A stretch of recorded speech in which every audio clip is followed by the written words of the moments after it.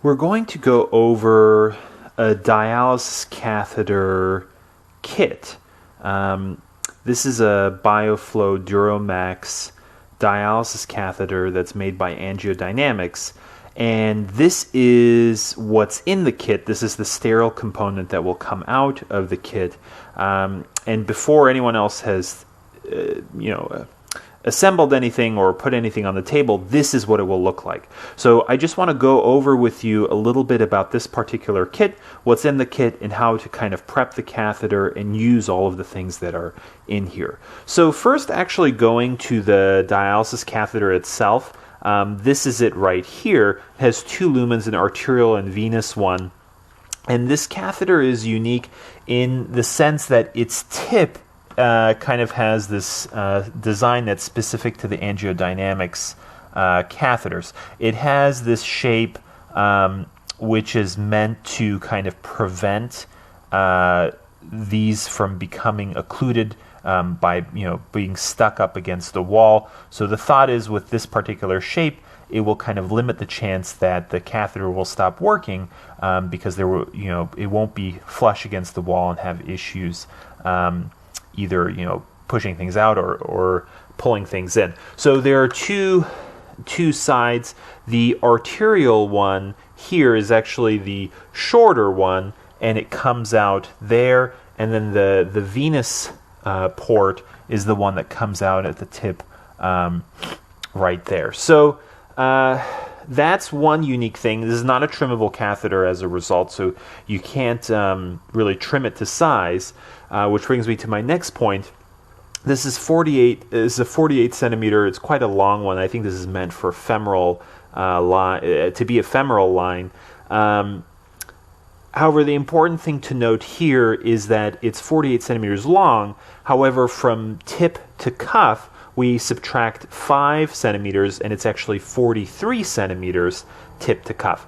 And this is the cuff right here. The important thing about that is that, sometimes it's really important for us to know the tip to cuff measurement, because that's how we're going to kind of measure where the catheter will be coming out of the skin when we tunnel it.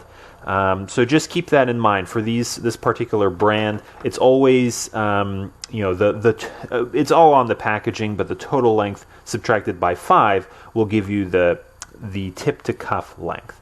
So this is the catheter here. What we can do when we're dealing with it is we can just flush both ports. So here we can kind of flush the arterial one. Okay, good. And then we kind of clip it after we flush it. And then we can flush the other one as well too, the venous side. Great. And then we clip that one as well too. So both are flushed, and we can set that aside. So our catheter is ready. Then maybe we can turn our attention to the peel away sheath that we'll use to actually place this. This is a pretty large one here. Basically, we can take the introducer out, and then we can just place it into the catheter here through that hemostatic valve, and then we can flush both of these as well too at the same time here. Great. And then we can just put that into place. And this just kind of, it doesn't really screw into place. It just kind of has this, I think it's silicone that kind of comes over here. So now our sheath is also flushed and ready to go with our flushed catheter.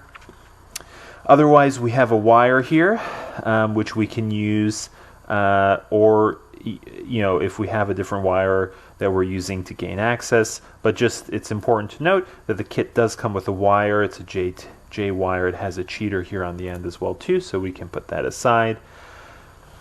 We have a blade that comes with the kit as well too. We have our tunneling device. So just to show you kind of how this tunneler works, basically we will just place it on the catheter tip here. And this tunneler has a little bit of a unique design where it kind of has this white component here that will come down. And this is what will lock the catheter in place. and secure it so it doesn't come off the tunneler when we're tunneling. Now, the important thing to keep in mind here is that as you're tunneling and you're coming through the other side, you don't want to grab this white part when you're tunneling, because if you do that, you'll pull the securing device off as you're tunneling, and then the catheter will probably fall off mid-tunneling. So you just want to make sure that as you're tunneling and pulling through, you don't pull the white part, especially when you're on this side of it, because that will disengage things. But once you've tunneled and come through, you just slide this forward, and then you can take the tunneler off, and you're good to go. Now, actually, while we're on the topic as well, too, and we talked about the wire a little bit as well, it's important to realize that this catheter tip actually has a separate hole for advancing over a wire. It's not actually the main hole that's used. It's this little hole up top here that we will use for the actual, advancing it over a wire. So if we take out our wire here, we can just show you with the back end, you would feed it through here. And this is how you would advance the catheter over a wire, not by putting the wire through this hole right here. That's not correct for this particular system. Okay. Otherwise, the rest of the kit is pretty straightforward. We have a 18 gauge needle here, which we can use if we need to. We have 2 dilators that come with this particular kit, so we can dilate before we put in our larger sheath. We have a tegaderm for a dressing, which is great. And then we also have 2 blind ending caps, which you can put on at the end after you're done with the case and you've put in, you've heparin locked your line. So this is will be put on at the very end to kind of protect the lumens there. So